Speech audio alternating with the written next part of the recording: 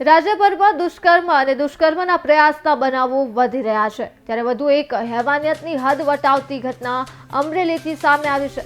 ખાંભાના નાના બારમણ ગામે સગા કાકાએ જ પોતાની 3 વર્ષ 11 મહિનાની માસૂમ ભત્રીજી પર દુષ્કર્મ આચર્યું છે। ચોકલેટની લાલચ આપીને દુષ્કર્મ આચર્યું હતું અને કાકાની આ કરતૂતમાં તેની પત્નીએ પણ સાથ આપ્યો હોવાનું પોલીસ ફરિયાદમાં જાહેર થયું છે। તો હાલ પોલીસે નરાધમ આરોપીને ઝડપી પાડી વધુ તપાસ હાથ ધરી છે। તો ખાંભાના નાના બારમણ ગામે દુષ્કર્મની ઘટના સામે આવી છે। 13/11/2024 રોજ મોટા બારમણથી એક ફરિયાદી આવી અને ખાંભા પોલીસ સ્ટેશનમાં થાણાધિકારી સમક્ષ ફરિયાદ કરી છે કે તેમની દીકરી જે આ કામે ભોગ બનનાર, જેમની ઉંમર 3 વર્ષ 11 મહિના અને 7 દિવસ છે, તેમની સાથે તેમના સગા નાના ભાઈએ દુષ્કર્મ આચર્યું છે અને તેનામાં તેમના સગા નાના ભાઈની પત્નીએ મદદ કરેલી છે।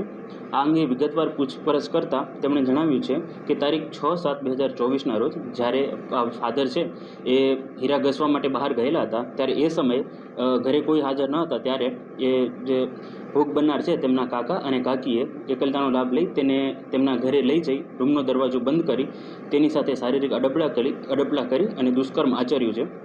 આ ઘટનાની જાણ થતાં ખાંભા પોલીસ સ્ટેશનમાં આની ફરિયાદ દાખલ કરવામાં આવેલી છે અને ગુનો દાખલ કરવામાં આવેલો છે।